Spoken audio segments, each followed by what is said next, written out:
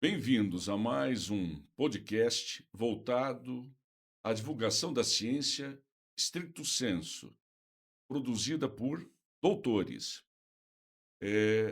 Este programa, discutindo teses, trabalha exatamente nessa perspectiva, buscando o que temos de melhor dentro da produção científica, trazendo pensadores, trazendo intelectuais, trazendo profissionais produtores de conhecimento, produtores de saber.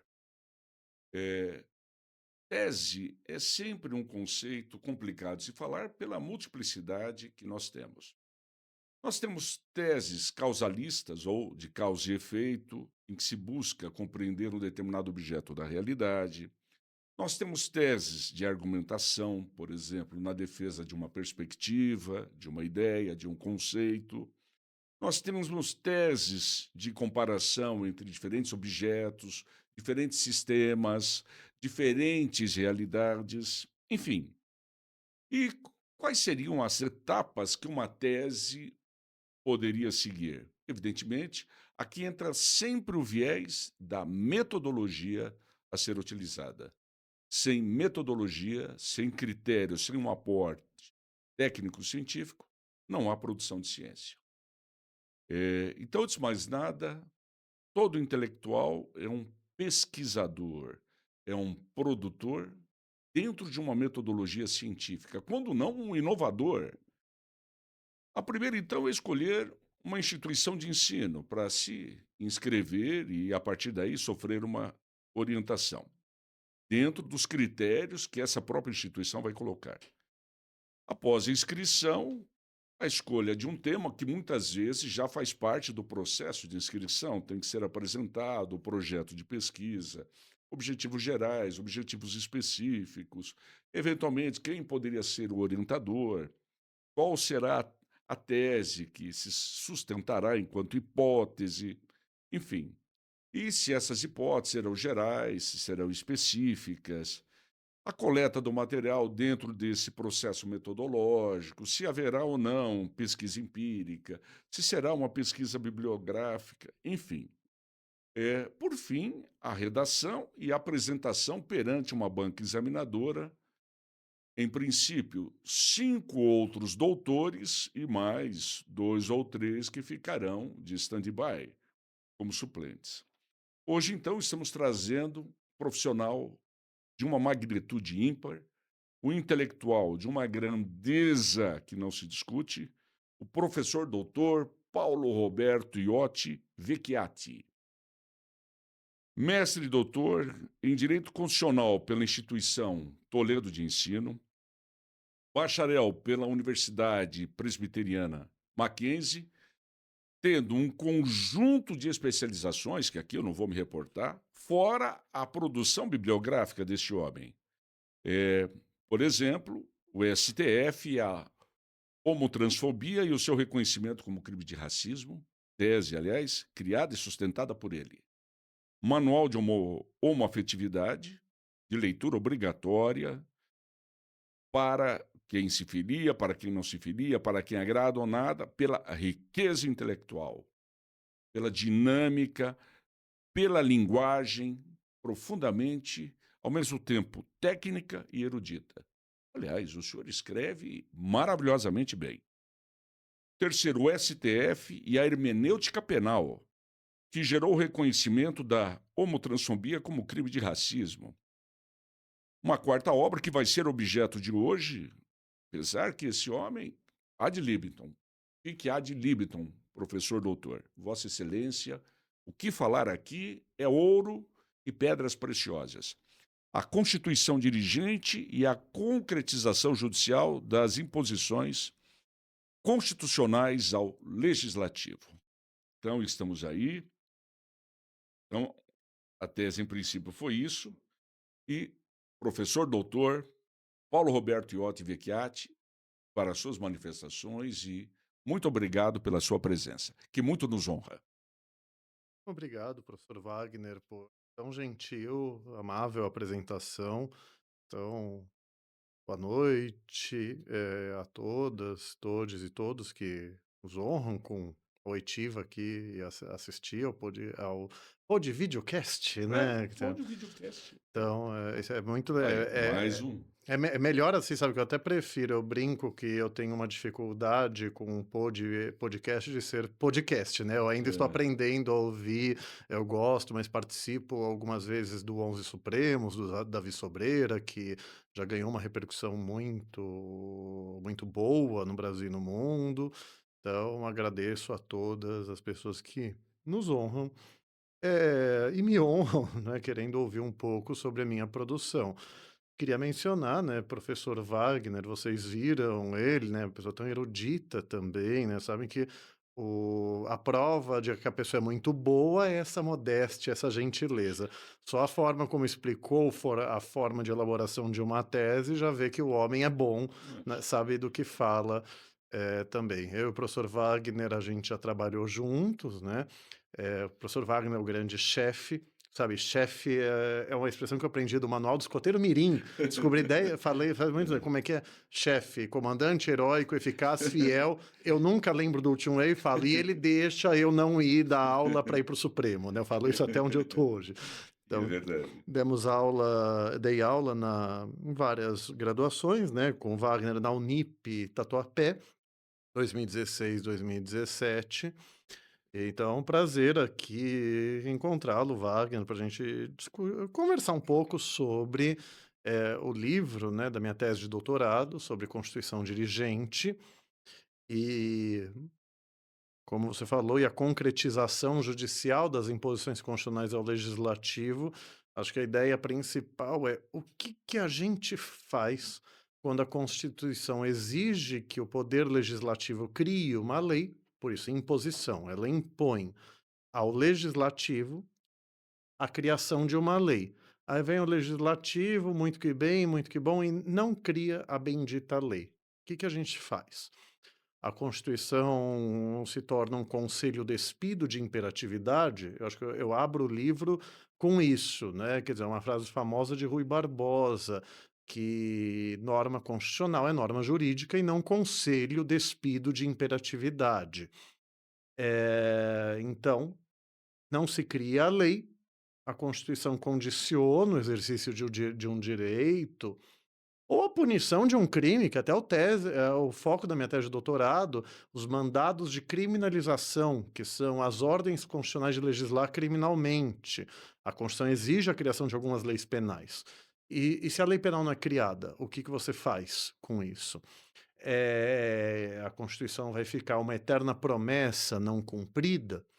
Então, para garantia de direitos, a gente já tem uma forte doutrina, talvez minoritária ainda, mas autores e autoras de peso, a professora Flávia Piovesan, o professor Lei da Cunha, os professor Luiz Alberto Taveira Araújo, professor que já também deu aula no mestrado e doutorado na Instituição Toledo de Ensino, os professores Marinoni e Mitidiero, enfim, que falam, né, quando a Constituição exige a criação de uma lei e o Congresso Nacional não a cria, eu gosto de uma fala do Marinoni e do Mitidiero, e eu acho que eu posso citá-los bem porque, digamos, como eu posso ser delicado, professor Wagner, Hum.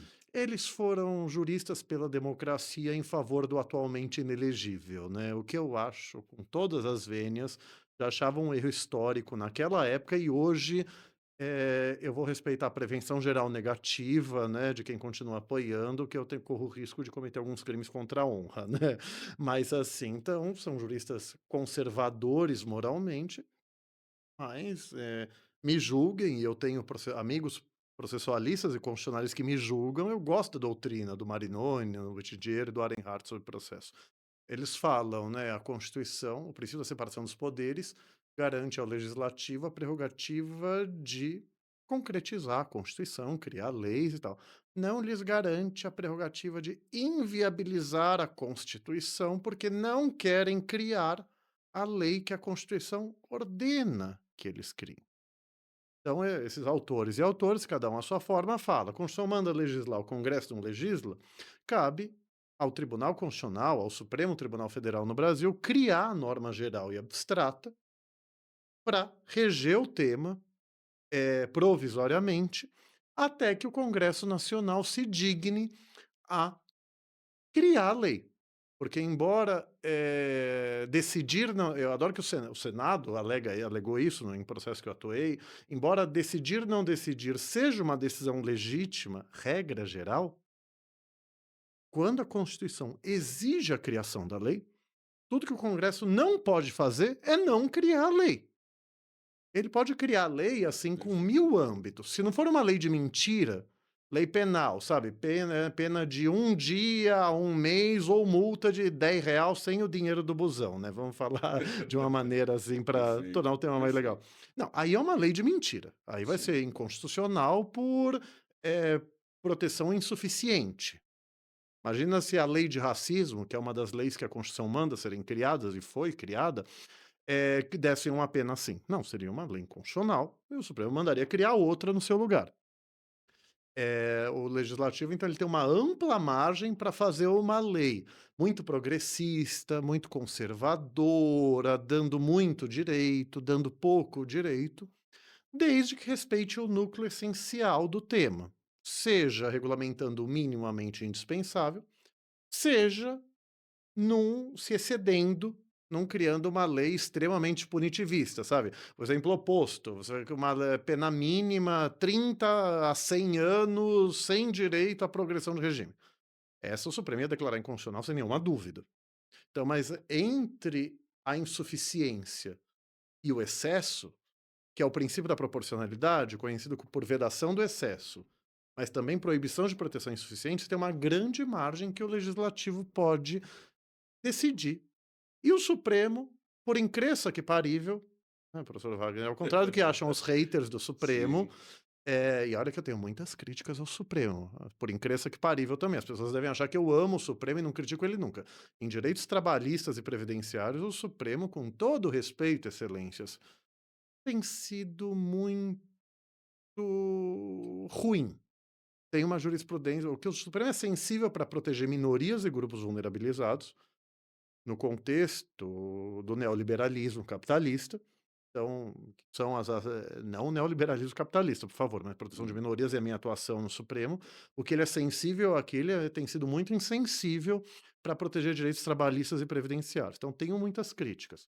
Mas, ao contrário do que dizem os haters do Supremo, o Supremo respeita a grande maioria das leis do Legislativo, inclusive quando o Legislativo contraria ele. Ele acabou de fazer isso de novo, numa que eu acho que ele tinha que ter derrubado. Lembra a história da vaquejada? Sei lá quantos anos atrás o Supremo falou que Sim, sim. permitir a vaquejada é inconstitucional, porque a Constituição protege, o patrimônio histórico cultural, então protege a cultura, mas quando a cultura gera maltratos, tratamento cruel e degradante a animal, isso é inconstitucional, o Supremo falou lá atrás. Aí veio uma emenda constitucional que falou que não se considera maus tratos a animais o maltrato a animal. É óbvio que eu falei de uma maneira um pouco maldosa e crítica, Sim. falou: "Ah, vaquejada não se considera tratamento cruel ou degradante". Hum. Na forma da lei que deve garantir isso, porque se argumentou lá atrás que as leis garantiam um tratamento. Professor Wagner, quem me acompanha, o senhor presenciou isso muitas vezes na sala dos professores e professoras, eu mando as pessoas estudarem. Então eu tendo a não falar do que eu não sei. Então, quer dizer, nunca estudei profundamente, mas essas leis basicamente dizem que a vaquejada que machuca o animal vai ser um machucadinho de leve, a gente vai curar o animal. Então, porque a vaquejada pode não ser a tourada, que assassina o animal, a tourada, eu não tenho nenhuma dúvida que é inconstitucional. Algumas coisas já passaram, a gente tem que aprender a evolução da humanidade, inclusive no tratamento dos animais não humanos. Mas assim, essas leis falam que a vaquejada não vai causar mal-estar ao animal. Mas assim, então eu gostaria de ironizar, quem defende isso e com todas as vênias, se eu puder colaborar com quem entrou com a ação em embargos de declaração, eu queria perguntar para o Supremo se ele acha então que existe um direito fundamental de machucar o animal desde que a gente passe um remédio e cure ele depois. Me parece que não é a melhor interpretação da Constituição. Mas veja, o Supremo validou, então veio o Supremo declarou inconstitucional a vaquejada. Veio uma emenda constitucional e disse colocou na Constituição que a vaquejada era um direito. Aí entrou-se com uma ação no Supremo pedindo a inconstitucionalidade da emenda, Porque no Brasil, como em alguns poucos lugares do mundo, a emenda constitucional pode ser declarada inconstitucional quando ela violar a cláusula pétrea, e defendeu-se com razão que o tratamento cruel e degradante a animais é cláusula pétrea, concordo. O Supremo não discordou disso, mas disse que não foi violado o núcleo essencial dessa proteção, que é o que a ação falou. Não li a decisão ainda com calma inteira, mas só um exemplo. Eu acho que o Supremo tinha declarado inconstitucional. O Supremo respeitou. Então, o Supremo, ao contrário do que dizem os e as haters do tribunal, ele respeita a grande maioria das decisões do legislativo, até quando são contrárias à jurisprudência dele. Mas cai na mídia, ganha repercussão quando o Supremo discorda do legislativo. Até perdi um pouco, eu me perco às vezes no parênteses, mas assim, a ideia, o legislativo, então, eu queria elogiar também o legislativo. O legislativo, ele cumpriu a grande maioria das imposições constitucionais. A maioria dos casos que a Constituição exige uma lei, Código de Defesa do Consumidor, lei antirracismo, lei dos crimes hediondos, o aviso prévio proporcional ao tempo de serviço, o Supremo ia regulamentar de novo, como ele regulamentou a greve, aí o Congresso ficou com medo e aprovou a lei. Que bom, é o que a gente quer. Quando o Supremo declara a omissão inconstitucional, ele fala, Congresso, você está em mora. É a mesma do direito civil. Demorou, já devia ter criado a lei. Cria a lei. Enquanto ele não criar, o Supremo pode, em muitos casos deve, a meu ver, dizer o que fazer nesse meio tempo. E o Congresso cumpriu a grande maioria. O problema é que é quando ele não cumpre. Então, o que a gente faz nesses casos? Como eu falei, já tem uma fortíssima doutrina, talvez minoritária, provavelmente minoritária ainda, que fala que para garantia de direitos, o princípio da separação de poderes exige que o Supremo regulamente provisoriamente o tema. Não só por positivismo primevo, no caso mandado de injunção. Não, em adim por omissão. Não é para garantir só no caso concreto. Embora a lei do mandado de injunção de 2016 permita uma regulamentação geral. Não, separação de poderes é freios e contrapesos. Um poder tem que controlar o outro. Já há muito tempo se fala que não são poderes, a função estatal, o poder estatal é único, então é a divisão de funções do poder estatal. Então, quer dizer, o judiciário controla o legislativo dizendo que a lei ou a não lei, a decisão, a ação ou omissão do legislativo é inconstitucional. Então, você invalida a lei. Como que você invalida uma omissão inconstitucional?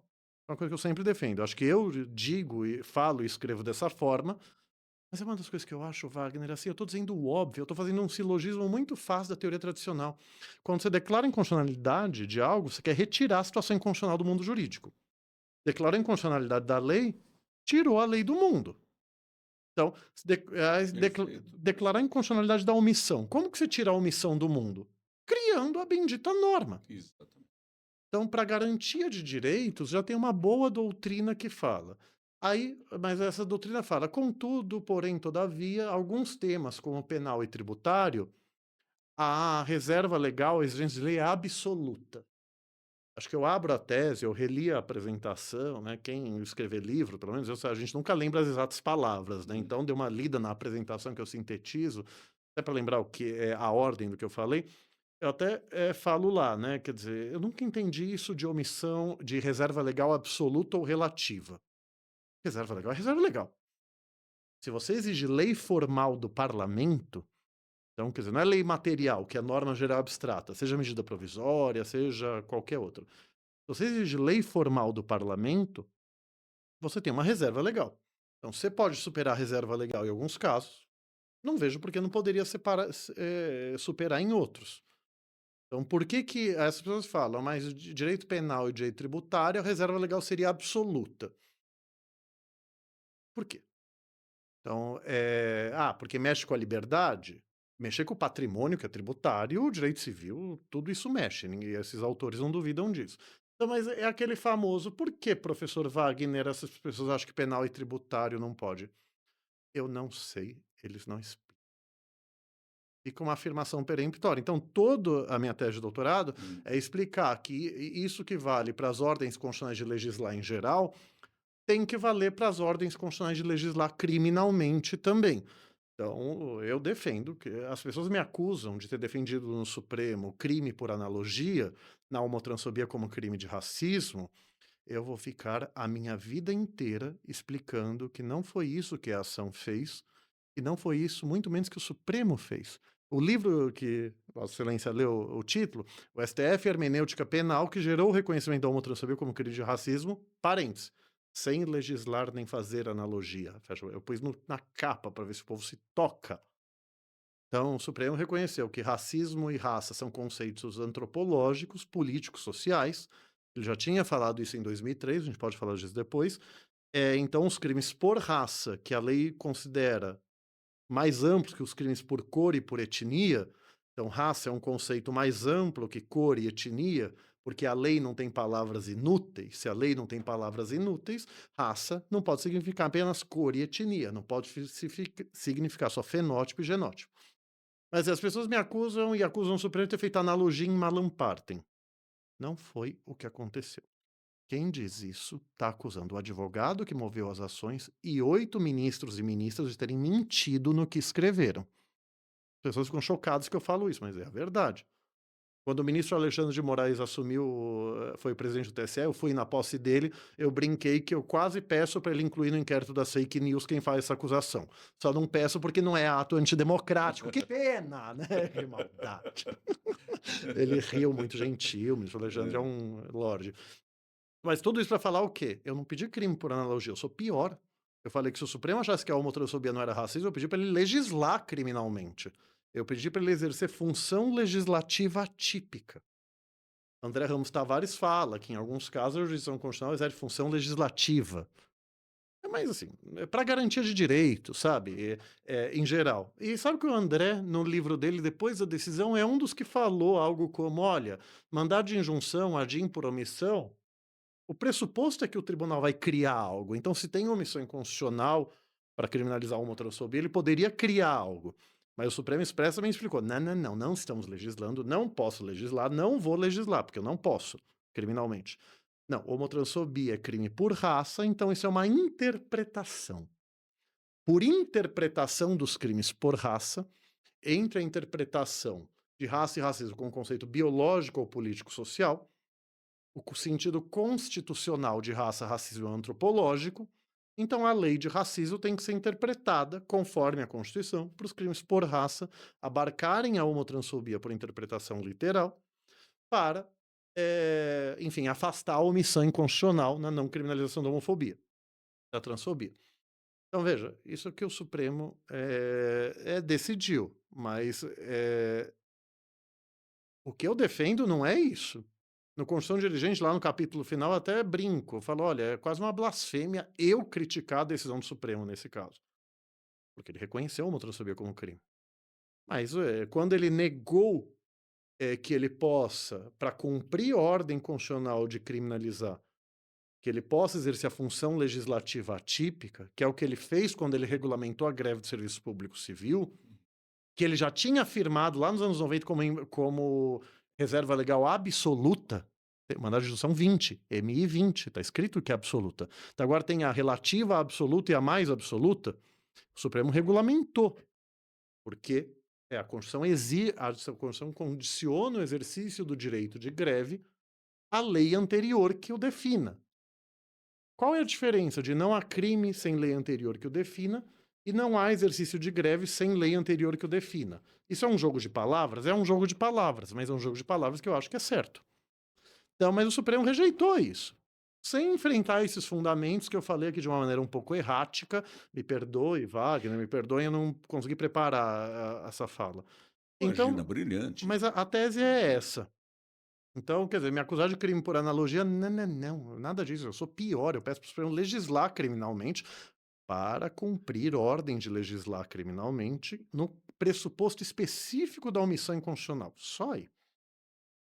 É citado também a questão como exemplo disso, o antissemitismo, como exemplo que e isso também não geraria essa analogia em Alan Partem, não seria isso, evidentemente. Obrigado. É bom falar com pessoa Não, inteligente, né, mas é Wagner? um Mas, assim, fato. professor Wagner, assim, eu falei aqui que em 2003 o Supremo já tinha falado do racismo como conceito antropológico.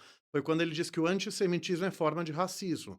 E na época não estava escrito religião na lei ainda. A lei é de uma época, desde 90 a lei fala raça, cor, etnia, religião, procedência nacional, mas ela falava só raça e cor.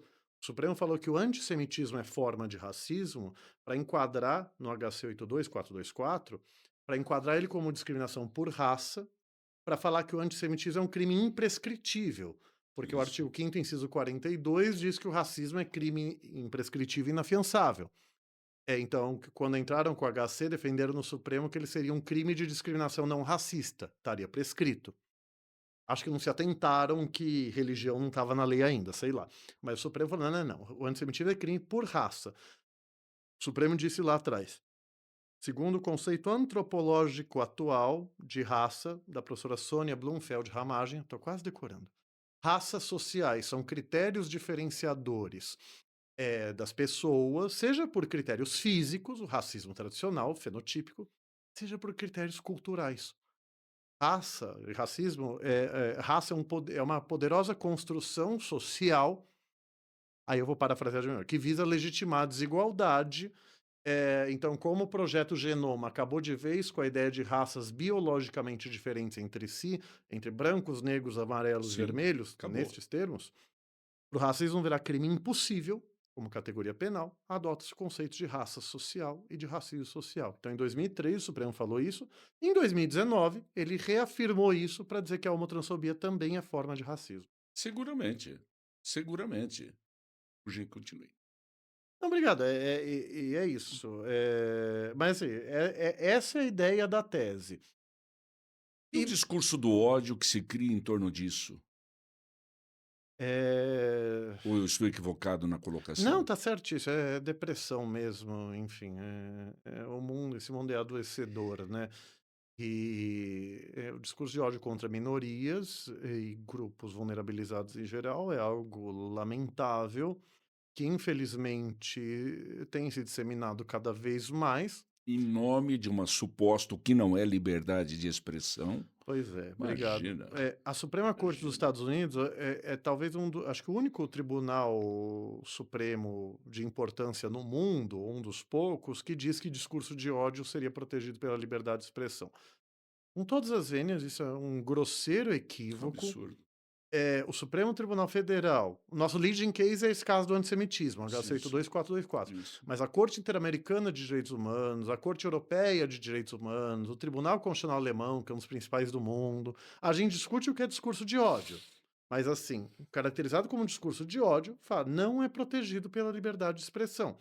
Você tem que ter uma concordância prática, disse o Supremo em 2003, mas é mais ou menos isso que os tribunais falam no mundo, com a proteção da liberdade de expressão de um lado e a proteção da dignidade humana, da honra das pessoas. Então, eu sempre falo assim: liberdade, desde Stuart Mill e Immanuel Kant, que são pais fundadores do liberalismo político.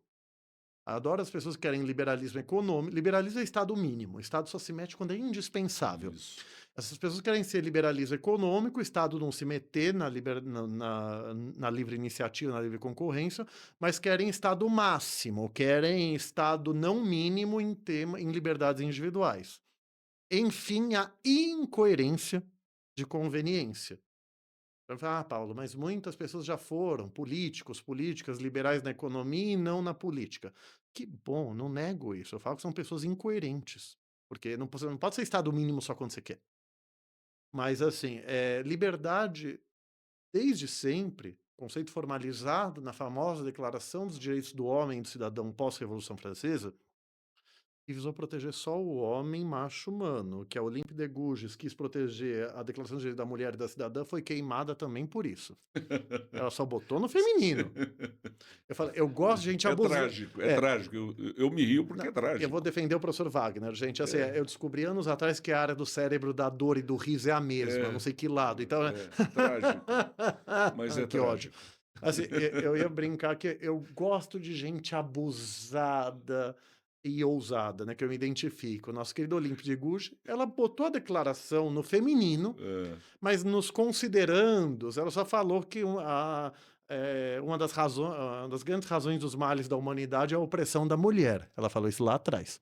E ela estava Tá certíssima, mas foi para o certíssimo. enfrentamento, né. É. Mas assim, Declaração dos Direitos do Homem e do Cidadão, pós-Revolução Francesa, artigos 4º e 5º fala: liberdade é fazer o que quiser desde que não prejudique terceiros.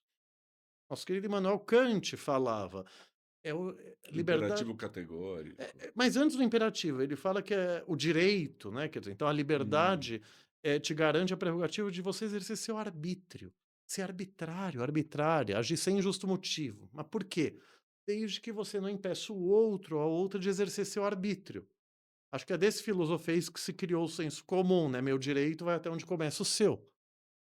Então, como assim o conceito geral de liberdade é fazer o que não prejudique terceiros e terceiras, mas a liberdade de expressão não teria que respeitar esse conceito geral de liberdade? O Supremo Corte dos Estados Unidos não explica isso, ninguém explica isso. E por que, gente, o que que é liberdade? O que que é discurso de ódio? Você está xingando a pessoa. Não sei por que os crimes de injúria e difamação, desde sempre, se entendeu como focado no indivíduo. Veja, o Código Penal, o que que ele fala? Injúria, aspas, ofender a dignidade ou decoro, fecha aspas, pena. Por que que isso é só o indivíduo e não a coletividade? Dica de TCC, mestrado em Sim, História do Direito. Mas eu chamo o discurso de ódio de injúria coletiva. Acho que o professor, querido amigo, doutor Edio perfeito. Silva Júnior, também fala isso. Quer dizer, você ofendeu uma coletividade. Homotransfobia como racismo. Então eu sempre falo assim, você dizer, aspas, gays são pedófilos, fecha aspas, um preconceito histórico contra nós, homens gays, infelizmente ainda muito difundido, embora já tenha 1000 pesquisas provando que uma coisa tem nada a ver com a outra, é você está cometendo um discurso de ódio, está ofendendo a coletividade de homens gays. Incitando a uma violência, Incitando ou na pelo menos medida em atacando a que honra, né? sim, sim, Então, nessa diferença que a jurisprudência inventou, em 97, meio que formalizaram na lei, mas foi inventado pela jurisprudência, de racismo como ofensa a uma coletividade racial, e injúria racial ofensa ao indivíduo, isso você cometeu racismo homofóbico, racismo gayfóbico. Agora, você falar, aspas, Paulo Iotti, você é um gay pedófilo, fecha aspas, é uma injúria. Nesse caso, homofobia como racismo, uma injúria racial homofóbica. Então, o discurso de ódio na ideia de liberdade de expressão como livre mercado de ideias, um beijo para o meu amigo Marcelo Catoni, que grande professor de todos nós, que declara a inconstitucionalidade desse conceito, né? Porque é um conceito liberal de liberdade de expressão. O professor Marcelo Catoni, um dos nossos grandes constitucionalistas, acha que é um conceito insuficiente. Mas nesse conceito hegemônico, liberal, liberdade de expressão, você tem que dar às pessoas o direito de dizer pelo menos uma vez o que quiserem, para que no livre mercado de ideias, terceiros e terceiras possam ouvir todos os lados e formar a própria opinião. Então visa-se construir o entendimento social. Como eu posso ser delicado, Wagner? O que diabos o discurso de ódio contribui para o livre debate de ideias? isso aí, Cartas à coluna, diz o professor Lenny Streck, né? Assim, o que você está falando, ó, você está atacando a onça, está fazendo, a partir de um estereótipo, causando mal, está causando mal, obrigado, que é o harm principle, o princípio do dano. A liberdade permite fazer tudo que não cause dano. sim, sim. Você está causando mal, mas você está partindo de um estereótipo pejorativo e está generalizando a todo aquele grupo social esse estereótipo pejorativo. Então, quer dizer, Mas qual o objetivo disso? é uma ótima pergunta. Então, quer dizer, em que o discurso de ódio contribui para o livre mercado de ideias? Em que o discurso de ódio contribui para a formação do pensamento social?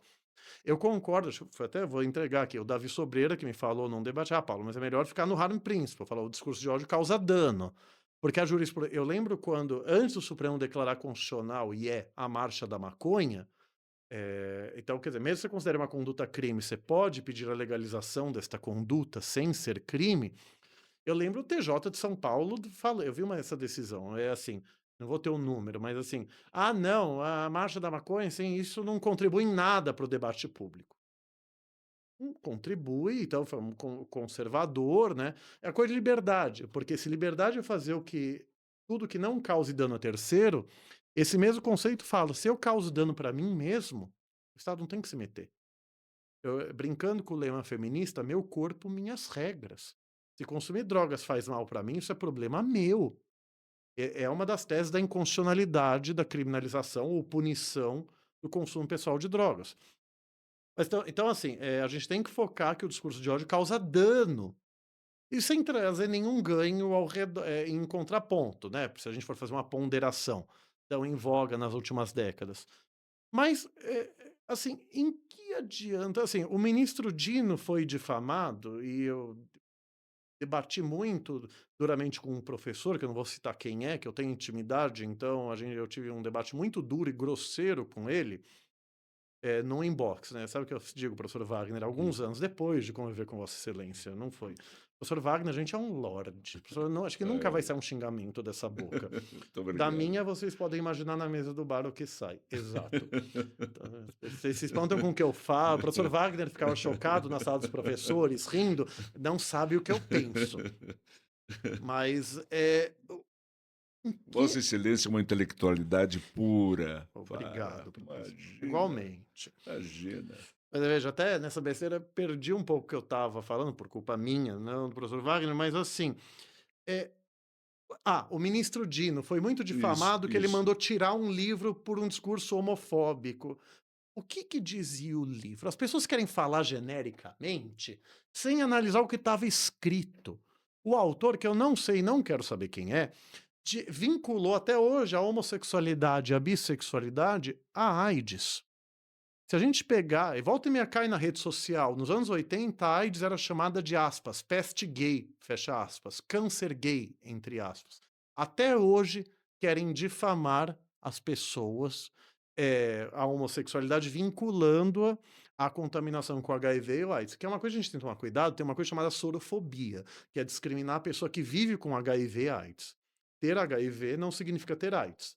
Você toma os remédios, então você não desenvolve a AIDS, que é a doença, que é, enfim, acho que é a destruição do seu É sistema a imunológico para imunodeficiência, é então isso. isso. Se você tem o É, HIV, você não tem a AIDS, sim, e já há muitos anos se concluiu que se a pessoa é indetectável, ela não transmite o vírus. sim. Tem infectologistas que falam: "Qual que é o jeito mais seguro de não se contaminar com HIV?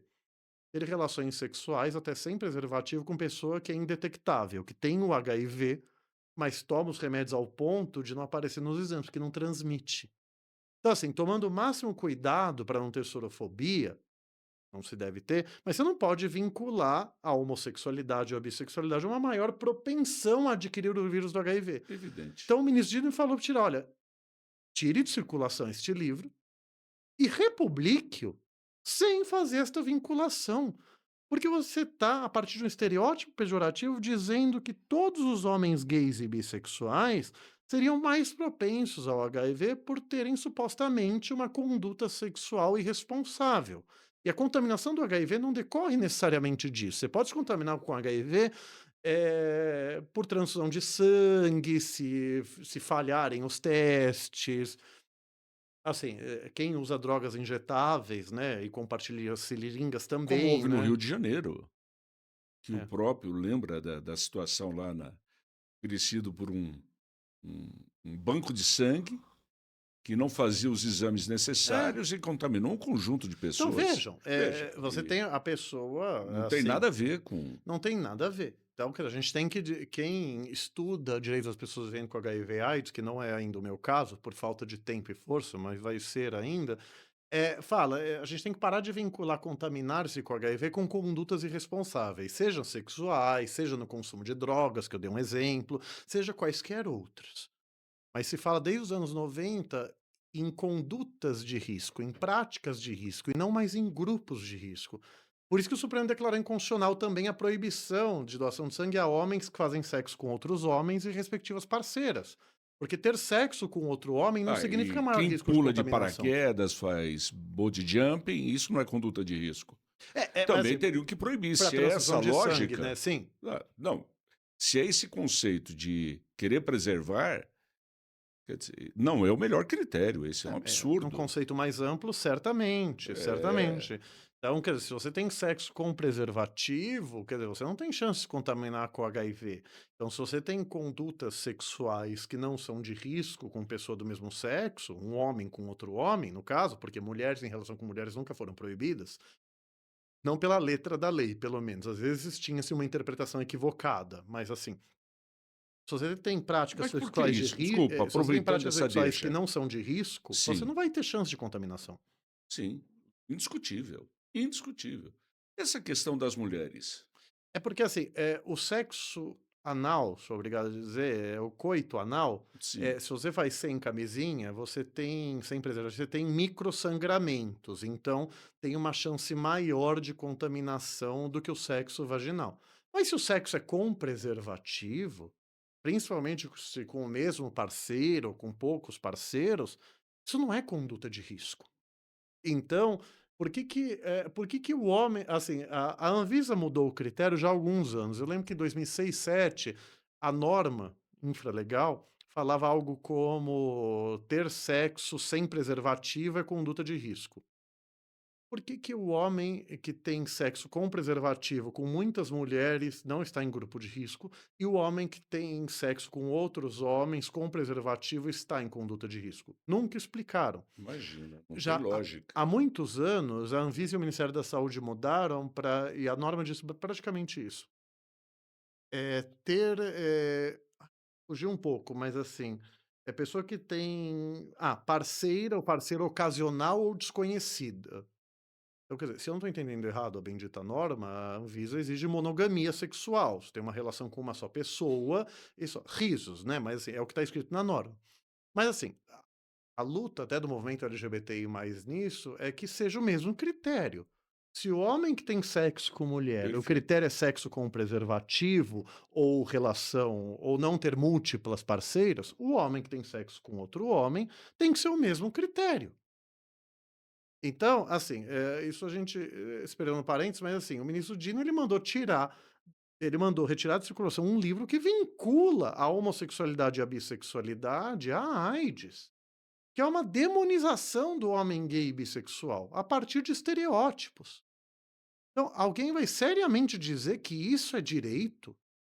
É direito você escrever e falar isso? Aí as pessoas adoram falar. E esse professor falou isso. Aí eu ficava grosseiramente falando com ele o que eu vou falar aqui, ele só me ignorava. Eu ia brincar, né, Wagner? Para minha Hum. sorte, grosseria é permitida pela liberdade de expressão. Injúria não é. Tenho falado, assim, acho em grupo de Zap, Hã, WhatsApp, o professor Lenin Streck fala, é a neocaverna de Platão, né. hã. Lembram que gente, vocês leram A Caverna de Platão? Parafraseando, né, o professor Wagner pode me corrigir, assim, estava lá, a pessoa viviam na caverna, tinham lá sua imaginação, aí o cidadão saiu da caverna. Voltou. Gente, olha, tudo que a gente achava A tá errado. república, Tá na República, é a isso. A gente república. achava A é B, B é C. É, Ele saiu e viu aquilo que as pessoas imaginavam na caverna. O que que as pessoas fizeram? O professor Wagner ficaram bravos, cala a boca, ele não calava a boca, isso. jogaram ele desfiladeiro abaixo, mataram o cidadão. O professor Lenin Streck fala que o WhatsApp é a neocaverna de Platão, e eu concordo. Em grupo de Zap, eu sou bem grosseiro com quem merece. Então, assim, é a minha Evidência. sorte. Mas eu falei que Jeremy Waldron, no livro em inglês The Harm of Hate Speech, o dano causado pelo discurso de ódio, ele fala já no começo. As pessoas adoram falar, não, odeio o que você fala, mas lutaria até o fim da minha vida pelo seu direito de falá-lo. Que é uma frase famosa, que eu não lembro se de Voltaire ou de um pensador famoso. Você fala, tá bom, mas assim, e o discurso concreto? Aí o Waldron fala, então você está dizendo que o pai muçulmano, que o filho muçulmano, a criança muçulmana vê num poste um cartaz demonizando muçulmanos, chamando disso, disso e daquilo, como chamam pessoas LGBTI+, enfim. Então você está dizendo que esse pai tem que educar este filho, que ele tem que aguentar esse tipo de discurso. O Aldrin fala que raramente as pessoas gostam de admitir isso, e quando admitem é só depois de muita pressão. Então eu ironizei este professor de direito constitucional de cursinho. Falei: você não tem o menor apreço pela dignidade humana de homossexuais e bissexuais e de minorias em geral. Você quer que as pessoas tenham o direito de atacar a honra de minorias por estereótipos. Ele falou: "Não, eu não quero isso, eu apenas acho que tenho o direito de dizer". Então eu falei: "Então para de tergiversar. Não adianta você falar que moralmente você é contra, mas acha que a pessoa tem você quer que a pessoa tenha o direito de dizer isso sem ser punida. Me parece que isso contraria esse direito geral de liberdade, me parece que defender discurso de ódio e fake news difamatórias como liberdade de expressão contraria esse conceito geral de liberdade". Eu falo isso um pouco no Construção Concordo Dirigente e absolutamente. nos livros. Absolutamente. Obrigado. Indiscutível. Por exemplo, o professor Wagner fala: "Quer que eu fale aqui à vontade", mas por favor, faça colocações também que você achar pra gente poder dialogar o que você quiser que eu desenvolva também. Olha, em relação à teoria da constituição dirigente, Então, obrigado. E sabe o que eu acho? As ações da homotransfobia como racismo se baseiam na teoria da construção dirigente. Para não falar eu ou autores muito contemporâneos progressistas, José Afonso da Silva, nossos grandes constitucionalistas, ele abre o curso de direito constitucional positivo dele falando: a Constituição brasileira é uma Constituição dirigente. E é.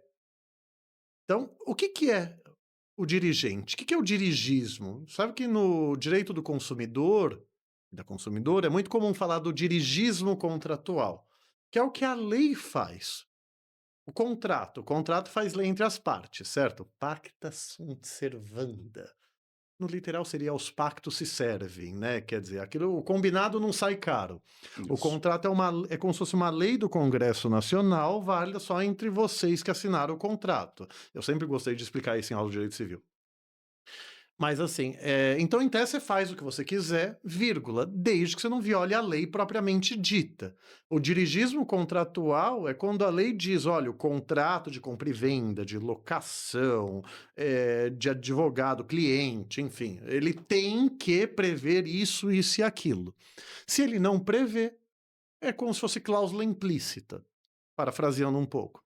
Então, da mesma forma que o dirigismo contratual, a lei diz e impõe aquilo que o contrato tem que ter, o dirigismo constitucional diz aquilo que a lei tem que ter.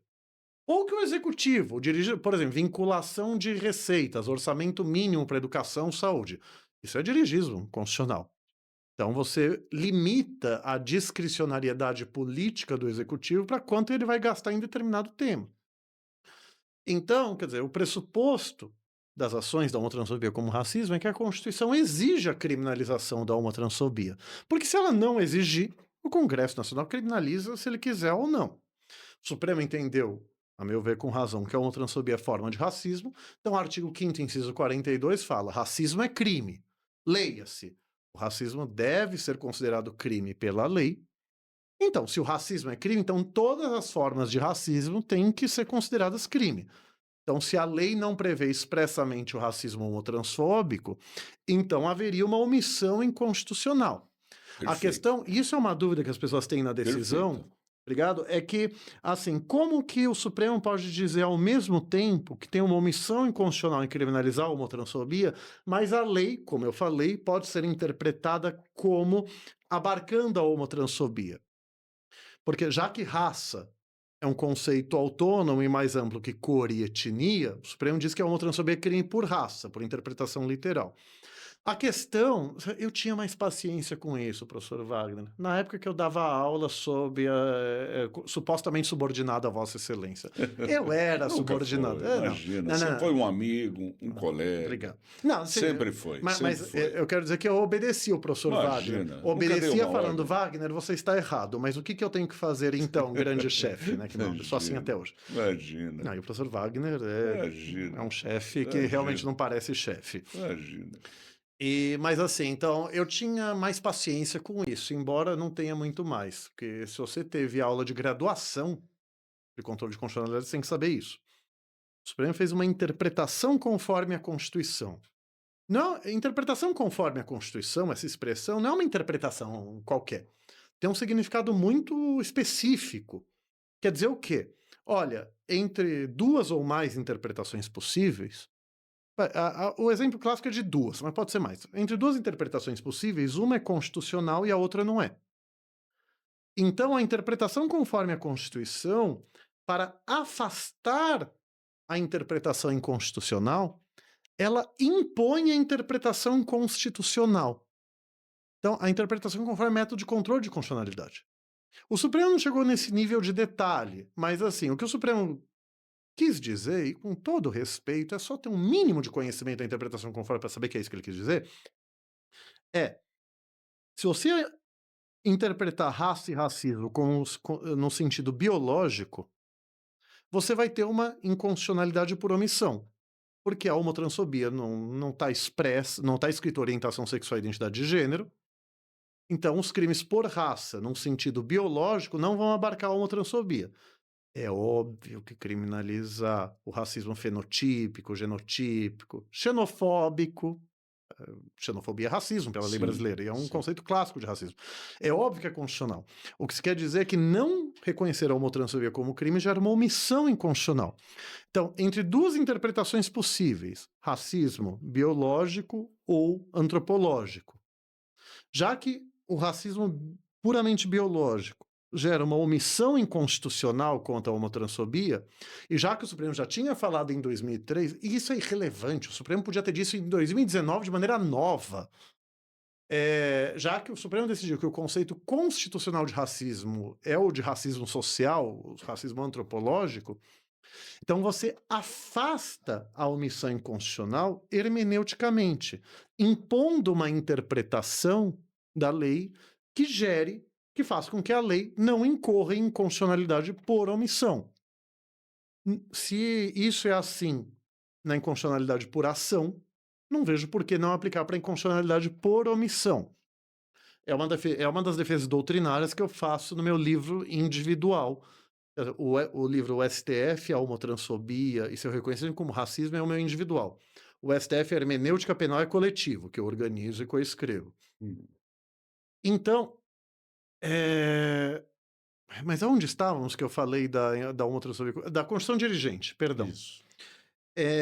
Então, assim, o Supremo entendeu, olha, a Constituição exige que criminalize a homotransfobia como racismo, então aqui não se tem discussão. Já que é possível interpretar a lei como abarcando a homotransfobia nos crimes por raça, ele não precisou legislar, bastou ele interpretar. Isso eles falaram muito. Não estamos legislando, estamos interpretando. Interpretar é a atividade típica do judiciário. Interpretar se é político sentido social ou biológico, tá na atribuição do judiciário. Espero que ninguém duvide disso. Tá.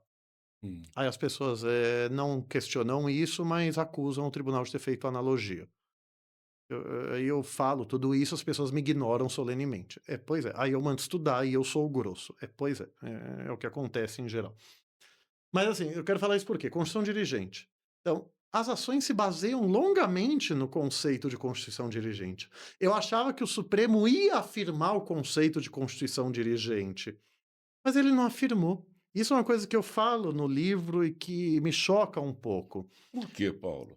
Então, é uma ótima pergunta. Eu tenho uma hipótese, que é assim, o conceito de Constituição dirigente, ele perdeu muito, do seu prestígio, não sei bem porquê, mas principalmente em 2001, no prefácio do professor Canutilho, no livro, que é um constitucionalista português, Constituição Dirigente e Vinculação do Legislador, que é o livro dele, eu acho que é o doutoramento dele do ano que eu nasci, se não me engano, de 82. Hum, Aí em 2001 ele voltou um pouco atrás, na verdade foi em 95, em 2001 ele fez o prefácio do livro. Mas ele fala que assim, a Constituição dirigente está morta, vírgula, se você entendê-la, essa obrigação de legislar com, aí parafraseando, sufocando a política, dizendo que o legislativo e o executivo não têm liberdade política, estão só vinculados à Constituição. Só que esse nunca foi o conceito de Constituição dirigente. Eu nunca entendi isso. No caso do professor Canotilho, a minha tese é: a Constituição Portuguesa de 76 colocou como cláusula pétrea a transição para o socialismo. 76. Caiu o Muro de Berlim, veio a União Europeia. Para Portugal entrar na União Europeia, ele precisou mudar a Constituição para dizer que não ia ser socialista. Então eu acho que, principalmente, os traumas com o chamado socialismo real. Aí os socialistas chamam de capitalismo de Estado, né? Eu brinco com eles, tucanizaram o socialismo, né? Porque maldade com o PSDB que tá quase morto, é piada paulista, o tucanistão paulista, tá até a nossa querida produção rindo aqui, foi justo. O nosso tucanistão paulista, beijo PSDB, saudade de você, inclusive que a gente tá vendo no lugar, né? Foi sempre a política conservadora, né? Mas, professor, como diria o colonialismo mineiro, né? Nosso professor Catone, que eu citei, Alexandre Bahia, uai, capitalismo de Estado, socialismo é o monopólio dos meios de produção pelo Estado, o Estado definindo, né? Quer dizer, enfim, mas assim, discussões teóricas à parte, eu não sou socialista, mas nada contra um socialismo com liberdade, que é o nome do PSOL, esse é o nome do partido. Ou seja, um socialismo desde que não oprima as liberdades individuais. Eu brinco, eu sou a Noruega universalizada. Eu quero os países nórdicos universalizados, que foram formados a partir, roubaram o nosso ouro, né, professor Wagner? Isso. Mas assim, se é possível um mundo socialista, como defende o socialista, acho que é possível Sim. um mundo de um estado de bem-estar social. Sim. Mas para não se perder tanto no parênteses, né? Então, eu acho que Portugal, eu acho que Canotilho tem esse trauma, né, com as experiências de socialismo real. Portugal ter que aceitar a teoria da dupla reforma para poder entrar na União Europeia é uma teoria tão estapafúrdia que é muito engraçado. No livro do Canotilho, que é de 2013, ele não registrou até hoje, Direito Constitucional e Teoria da Constituição, na primeira metade do livro ele fala contra, na segunda metade ele meio que fala que bom que aceitamos a teoria. É uma teoria genial, gente, com J. A genialidade com J diz o quê?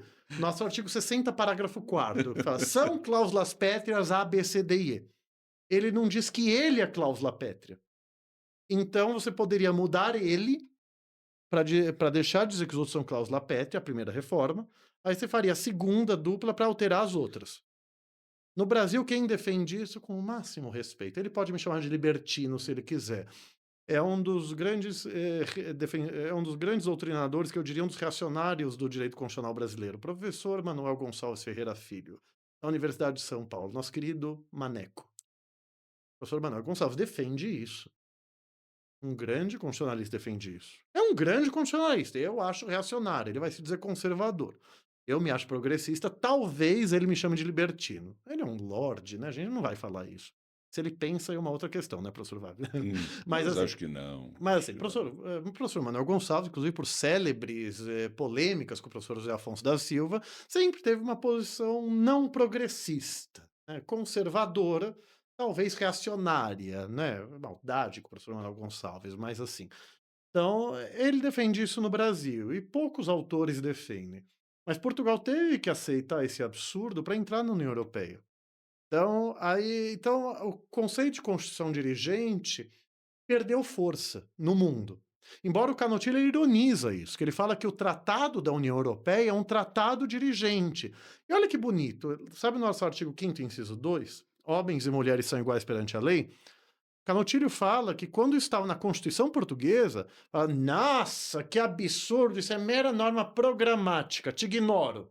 Então, não, precisaria de uma lei, usando até a expressão em latim, uma interpositio legislatória. Você precisava de uma intermediação do legislativo para isso ser norma jurídica. Aí ele falou, mas quando estava no Tratado da União Europeia, aí acharam de aplicabilidade imediata. Então, o Canotilho, para mim, com uma leve ironia, vocês veem que a minha ironia não é, professor Wagner, é a do pica-pau, é uma luva de pelica com uma bigorna dentro. A do Canotilho é uma ironia levíssima, um professor português britânico nisso. Ele fala, parece que tem uma bondade inerente ao tratado dirigente, uma maldade inerente na Constituição dirigente. Por quê? O Canotilho, às vezes, isso me incomoda, ele age com uma sociologia positivista, num sentido assim, de que ele constata, olha, é isso, e aí ele acaba não criticando muito, embora aí até critique. Isso me horrorizou, que eles falam de sociedades pós-democráticas, num texto bem posterior, sem criticar muito. Eu acho que podia ter criticado em 2 linhas, né, mas enfim. Então, quer dizer, o conceito de construção dirigente meio que perdeu força e na época 2001 não tinha internet, mal tinha Google, não tinha Google, mal tinha internet. Ah, Canutilho, o pai da construção dirigente, disse que ela morreu. Esqueceram de contar a vírgula, né, pelo menos os críticos da construção dirigente. Então muitas se fala: "Ah, o pai injetou o filho", né, na verdade a filha. No meu construção dirigente eu falo: "Olha, se isso for verdade, então na verdade não, a filha é que tem que, se não injetar o pai, que tem que se tornar, não injete o pai, né, por favor, eu tô brincando com a expressão no livro, mas assim, tem que então criticar o pai e se tornar autor. A teoria da construção dirigente é autônoma de Canutilho. Um autor, bem reacionário, recentemente me criticou, critica: "Ai, nossa, o Canutilho falou que o construção dirigente morreu, vírgula, exceto aí", as pessoas falam como se ela não tivesse morrido. Mas why? Diriam os mineiros de novo. É porque o Canutilho tem essa visão da construção dirigente que a teoria não pode ter uma autonomia em relação a ele. Mas assim, então quer dizer, o Supremo e no Brasil as pessoas falam muito das regras dirigentes, sabe, regras silogismo.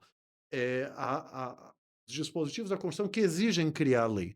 Mas o princípio dirigente, que é o princípio social-democrata de um Estado capitalista, mas que intervém na economia, na vida social, para garantir um mínimo de igualdade, as pessoas não falam muito. E no livro eu falo como me choca um pouco como as pessoas não falam do dirigismo constitucional.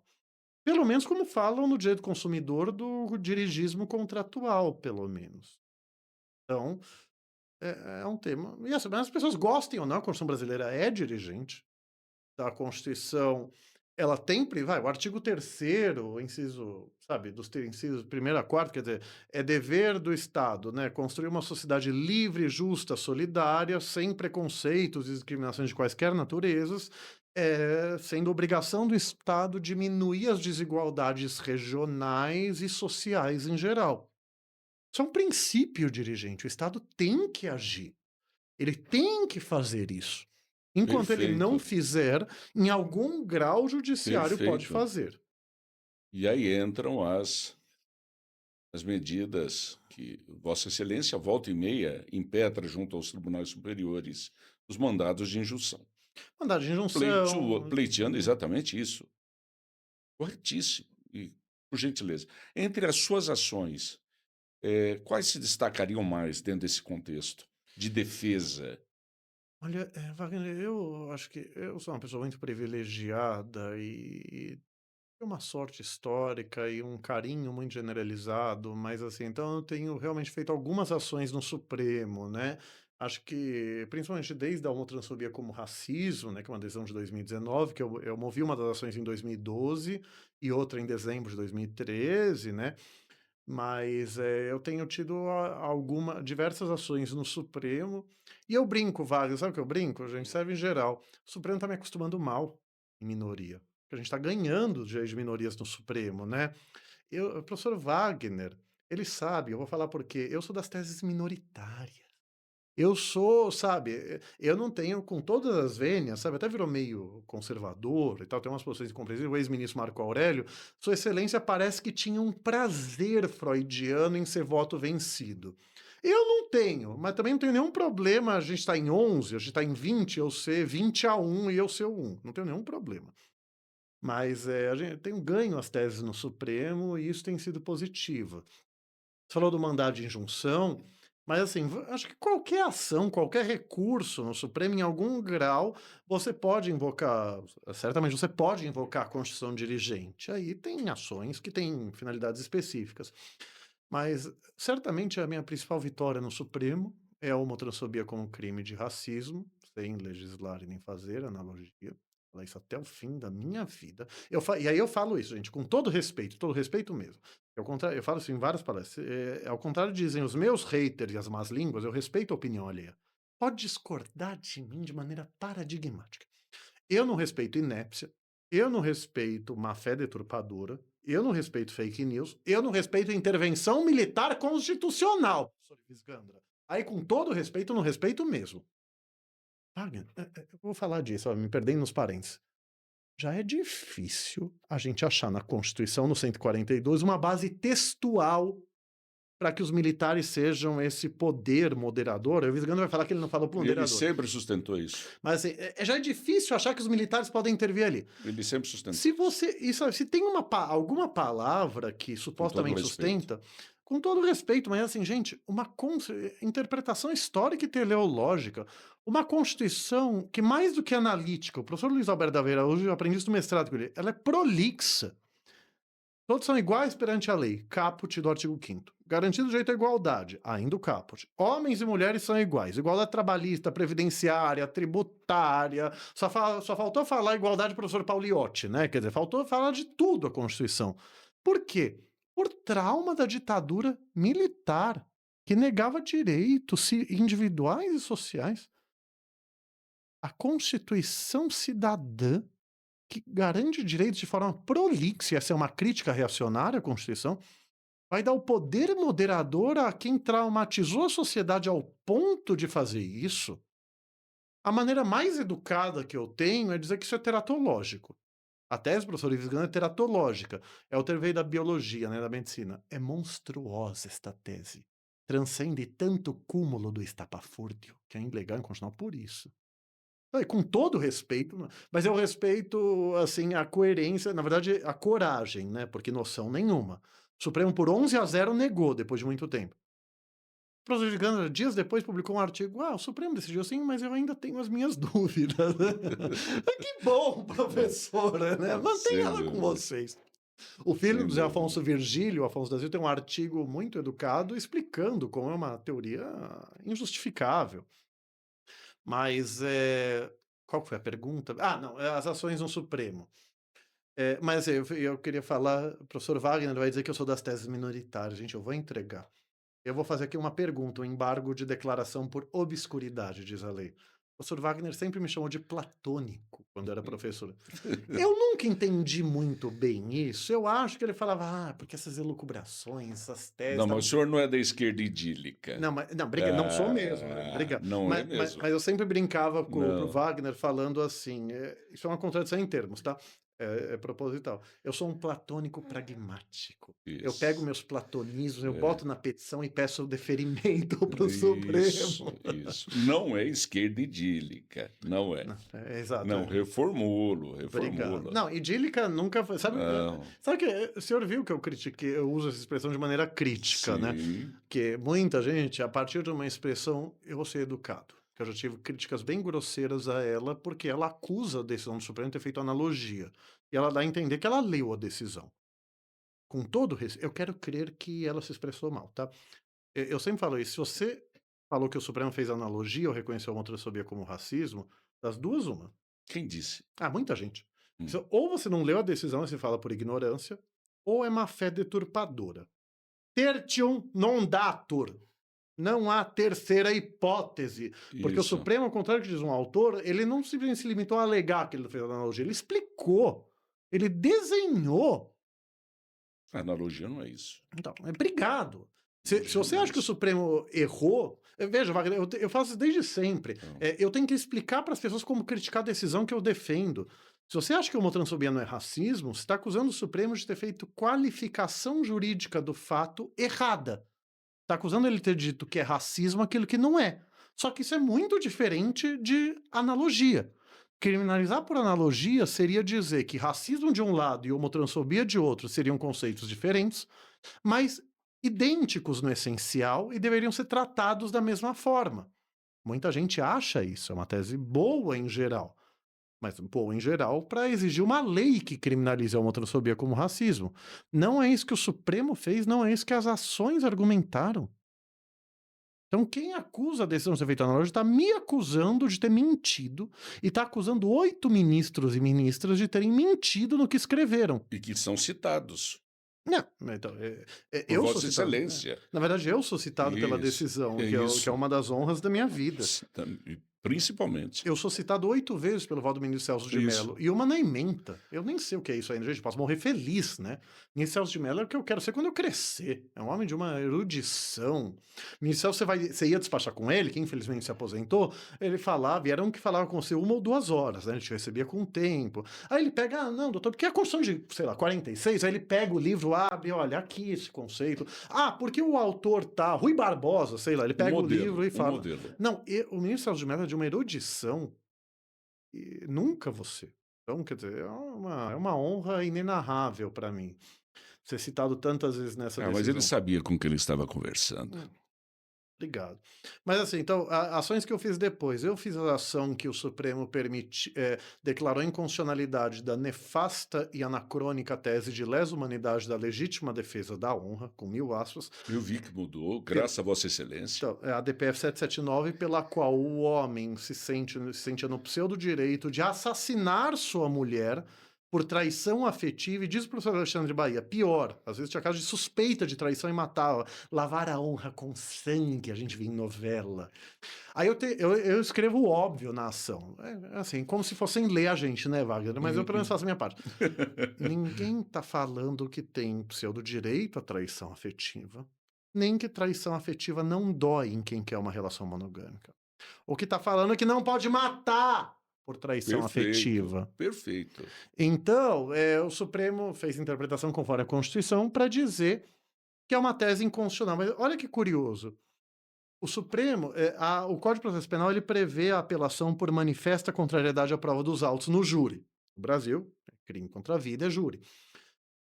Então, quer dizer, e como você sabe que como o júri decidia? Uma polêmica que tem nos últimos anos, mas, gente, o povo ignora a história. O povo me acusa de estar reinventando a roda, mas quem está querendo reinventar a roda é quem discorda do que eu vou falar. E, gente, você pode reinventar a roda. Lembra que eu falei? Eu sou das teses minoritárias. Você pode falar que o entendimento hegemônico está errado, mas não, você não pode fingir que ele não existe. Porque senão a ignorância é uma fé. Então, assim, o júri sempre decidiu por íntegra com uma convicção. Como que você sabe como ele julgou? Por que o tribunal sabe se o julgamento é ou não? E não é só contrário, é manifestamente contrário à prova dos autos. Porque a lei desde sempre disse, e na reforma de 2008, que criou o tal quesito genérico que permite a tal da absolvição, que supostamente permite a tal da absolvição por clemência, o Supremo permitiu, desde que expressamente requerida, eu participei desse julgamento também, mas assim, o Código de Processo Penal diz que a ata de julgamento tem que ter as teses de acusação e defesa formalizadas. Aí eu organizei na sustentação oral. Isso não é um enfeite fútil da ata que não serve para nada. Porque o tribunal vê quais são as teses, ele vê o que está provado e ele vê se tem uma mínima coerência entre a condenação ou a absolvição e o que foi debatido e provado no processo.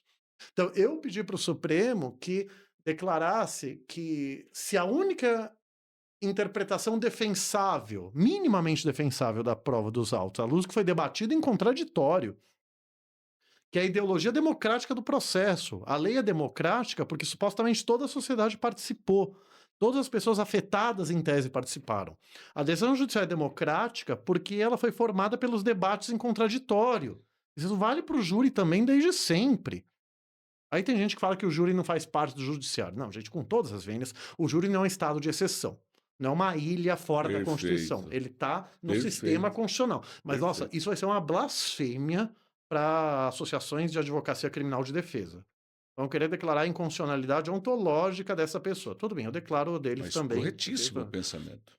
Mas assim, obrigado. Aí então, eu pedi para que se o Supremo falasse, olha, se minimamente a única possibilidade de interpretação da absolvição é por legítima defesa da honra, é porque matou a mulher por traição afetiva, então anule isso. Mas o Supremo, eu entrei com a ação porque a gente tinha ficado horrorizado que eu entrei com a ação no comecinho de 2021. Em agosto de 2020, por 3-2, uma turma do Supremo, num caso que a única tese de defesa, a única, foi legítima defesa da honra, até apareceu, acho que no Fantástico, o advogado que defendeu isso. O Supremo falou por 3-2, voto vencedor do ministro Marco Aurélio. Porra, quando ele acerta, aí ele foi um voto horroroso.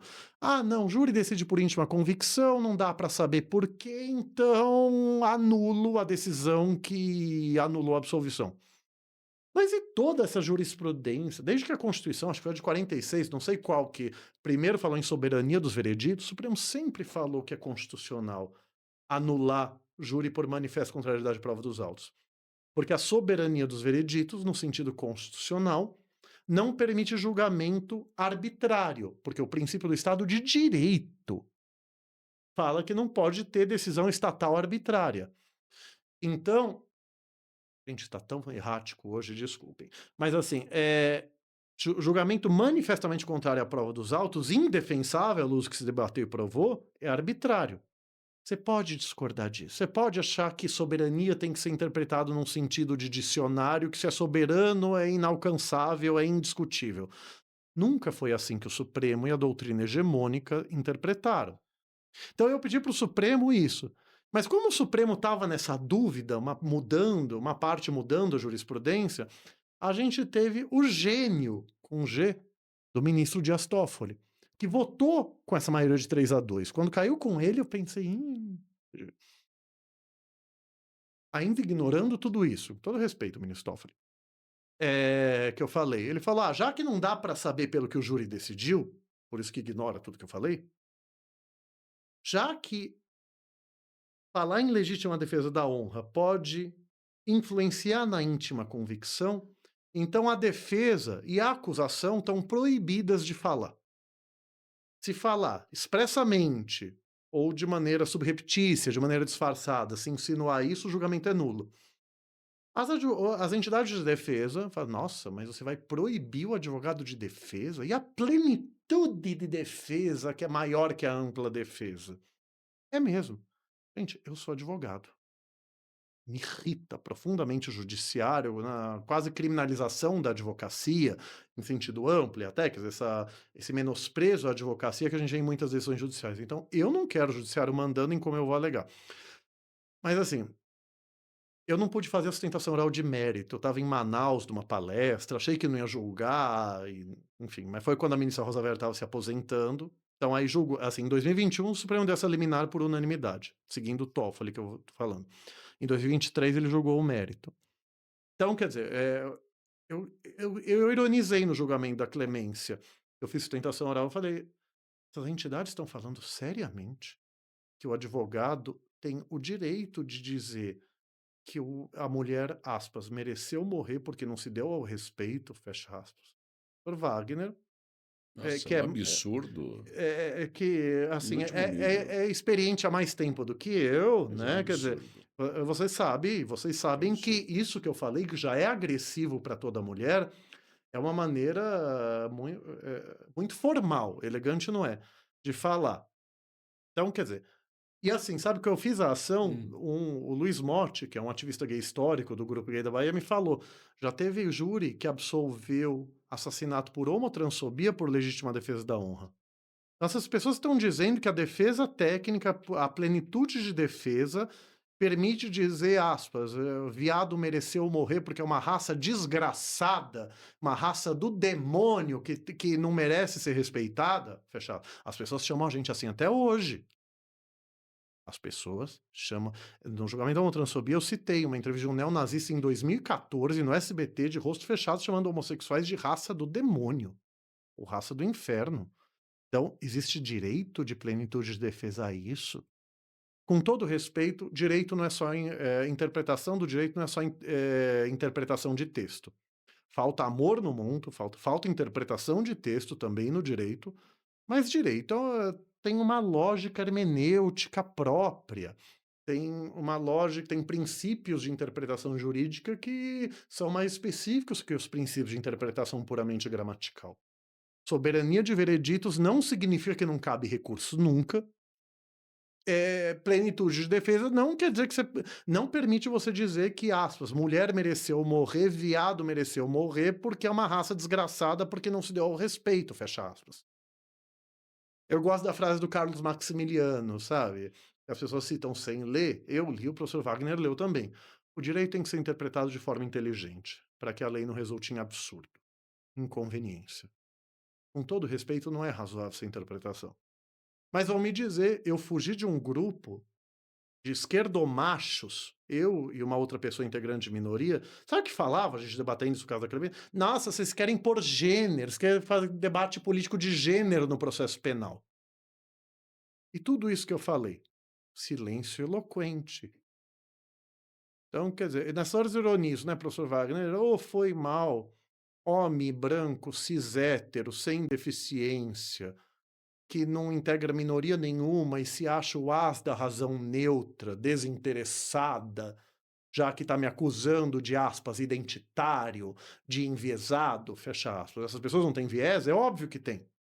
Defendem interesse sim, têm viés sim, mas não reconhecem, aí a gente aponta e não querem reconhecer. Então, mas essa é uma das grandes alegrias da minha vida também, ter feito a ADPF 779, haters que lutem, eh, como homem aliado dos direitos das mulheres, sou um homem gay, mas sou homem. Então, sofro preconceitos como homem gay, mas não sofro preconceitos que mulheres sofrem. É uma ação que não me influi em nada. Embora já tenha tido o assassinato de homotransfobia por isso, não é algo que é alegado, eu acho, em júris. E, assim, eu até participei da ação de doação de sangue no Supremo, mas por amicus curiae eu não pude fazer sustentação oral. Também fiz uma escolha trágica, era o quinto da pauta, eu tinha uma palestra em Ouro Preto, na Federal de Ouro Preto, eu fui lá, achei que não ia julgar. Julgou, porque tinha vários amicus curiae, a ministra Carmen Lúcia, a presidenta, inverteu a pauta. Que bom, estava certíssimo em inverter. E ganhei recentemente uma ação, né, um mandado de junção, para que o Supremo reconheça que e o Supremo reconheceu por unanimidade, que o artigo 226, parágrafo 8º, quando diz que o Estado tem que coibir a violência doméstica, ele não limita só a mulher. Então, assim, então todo grupo vulnerabilizado que precisa de proteção tem direito à proteção da violência doméstica. Então, homens em relações homoafetivas, homens em relações afetivas, relações íntimas de afeto com outro homem que sofra violência doméstica deste outro homem, então nunca um homem em relação com mulher, mesmo que seja bissexual, mesmo que seja negro, porque embora seja um grupo vulnerável em outros aspectos, não é nessa relação afetiva, então que o Supremo reconheceu o dever do Estado criar uma lei específica para coibir e prevenir a violência doméstica nas relações homoafetivas entre homens, porque a Lei Maria da Penha já fala que ela se aplica independente de orientação sexual, então já se aplica para proteger a mulher que sofre violência doméstica de outra mulher em relação homoafetiva, e até que venha essa lei específica, se apliquem por analogia, olha a analogia aí, as proteções, as medidas protetivas da Lei Maria da Penha. Porque medida protetiva não é penal.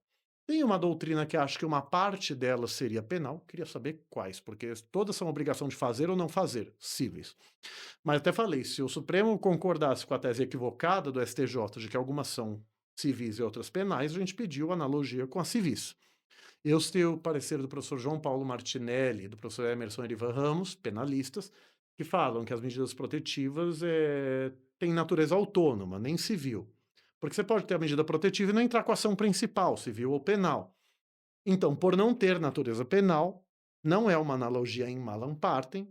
Então, as proteções, não as punições, as proteções da Lei Maria da Penha se aplicarem a casais do mesmo sexo formados entre homens, ao homem vítima de violência doméstica praticada por outro homem, até vir a lei específica. Então, essa é uma que saiu há algumas semanas, por unanimidade, Supremo.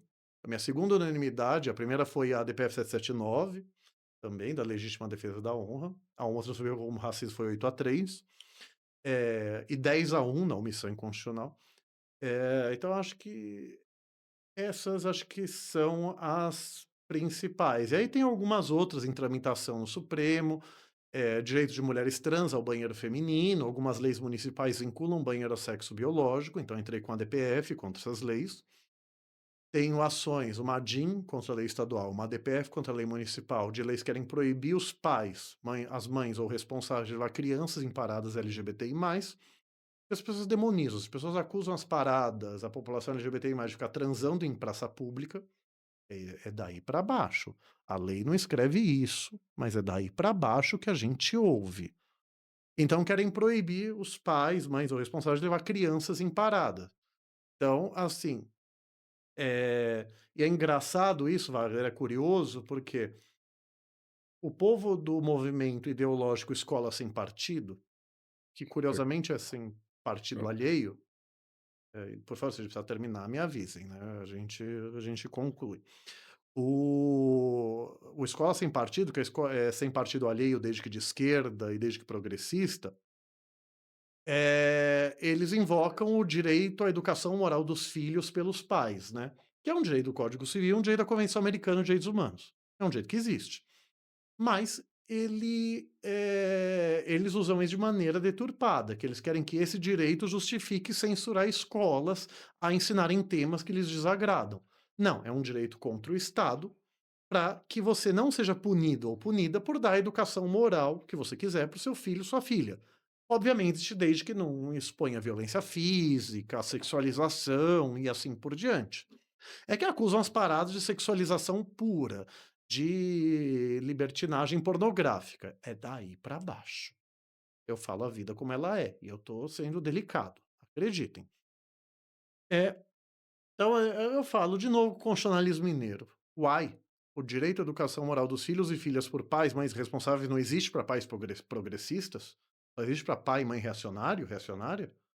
Não, você quer levar seu filho, sua filha para a parada do orgulho LGBTI+, para o carnaval ou para outro lugar, e a parada é um evento, é uma manifestação política. É ao mesmo tempo um evento festivo e uma manifestação política. Mas você pode levar, porque aí o pai e a mãe vai filtrar aquilo que o filho e a filha pode ver. Não é algo, ao contrário de difamações, de deturpações, de fake news, onde as pessoas fazem sexo em público, as pessoas vão de sunga, vão de biquíni, uma manifestação pública. Então, quer dizer, mas não tem nada pornográfico nas paradas. Não, fecham as praias. É, Se isso for proibido. fora isso, então, quer dizer, levar para ver nu artístico. É, Lembra o Queer Museu? lembro. No artístico Né. não é nu pornográfico. No artístico não é tocar órgão sexual da pessoa nua, ao contrário do que deturparam no caso do Queer Museu. A gente fala, vai ver museu europeu para ver o que é no artístico, sabe? Então, assim, são ações também que eu tenho feito, porque essas pessoas, elas negam que exista criança LGBTI+. Sabe que é o espantalho da ideologia de gênero. Essa expressão ideologia de gênero, eu vou encerrar aqui, mas assim, eles usam ideologia no sentido pejorativo, que curiosamente é o marxista. Ideologia como algo contrário à realidade objetiva. Quer dizer, no mundo real, essa xícara aqui, acho que tem esse fundo preto e é branca no renal, você está dizendo que é rosa-choque amarelo porque te convém. É um conceito das ciências naturais, então, quer dizer, gravidade, se eu soltar vai cair eu querendo ou não, que é problemático nas ciências humanas, onde pessoas racionais de boa fé podem discordar. Mas assim, eu acredito em fatos, disse o professor Lenin Streck uma vez. Eu complemento, são poucos, mas eles existem. Então, quer dizer, quem age com ideologia de gênero, que é agir contra a realidade objetiva do mundo real, é quem nega a existência da criança LGBTI+. Mas é o que fazem. Essas pessoas defendem que, ideologicamente, que você nasceria cisgênero, que é a pessoa que não é trans, e heterossexual, e em dado momento da vida faria uma opção sexual, a expressão está errada, para escolher uma identidade LGBTI+. Eu costumo ironizar que deve ser milagre de Santa Cher, a deusa, no Hit, né? Aham. É uma piada infame, igreja de Santa Cher também queremos privilégios tributários. Hum. Isso é uma ironia. Eu vou ser vítima de fake news. Sabe que eu tenho um vídeo falando da criança É. LGBTI+, eu falo, Hum. quem me deturpar vai ser processado, processada e processado. A gente tem uma figurinha assim. Então, eu sei que eu sou gay desde os 7 anos. Me aceitei como tal aos 13. Então eu falo assim, né, enquanto meus coleguinhas e mais velhos gostavam, como posso ser delicado, vai, de belas mulheres de biquíni, né, nos filmes, eu gostava de Tom Cruise e Val Kilmer sem camisa jogando vôlei de praia em Ases Indomáveis, Top Gun. Então, assim, a criança LGBTI+ existe. Essa fala do quem me descontextualizar vai ser processado, fala assim, da mesma forma que a gente acha normal o afeto lúdico, eu disse lúdico e não sexual, é por isso a frase, entre meninos e meninas, o namorinho, sabe? Dar beijinho no rosto, andar de mão dada, puxar o cabelo, amor quarta série, né? Não Hã. puxa o cabelo. Tem meninos que querem ter esse afeto lúdico com outros meninos e meninas com outras meninas. É a criança LGB, lésbica, gay, bissexual. E tem crianças que a gente entende que são meninos por terem nascido com um pênis, que se entendem como meninas, ou que a gente entende que são meninas por terem nascido com uma vagina, que se entendem como meninos. É a criança trans. A criança não tem essa terminologia, mas isto é fato objetivo do mundo real. Quem nega isso é quem age com ideologia de gênero. E é uma das vezes que eu sou citado na adesão da homotransfobia. A única ideologia de gênero que existe é a heteronormativa, cisnormativa e machista. A que prega a superioridade da heterossexualidade sobre as outras orientações sexuais, da cisgeneridade sobre as outras identidades de gênero e do homem sobre a mulher. Então, essas ações de crianças em paradas, de a com a presença de pais, mães ou responsáveis, é uma das oportunidades de discutir a criança LGBTI+, como foi aí eu juro que eu termino, porque essa ação é importantíssima, que eu ganhei no Supremo também, a ADIM 5668, que eu movi pelo PSOL, justamente contra o espantalho da ideologia de gênero.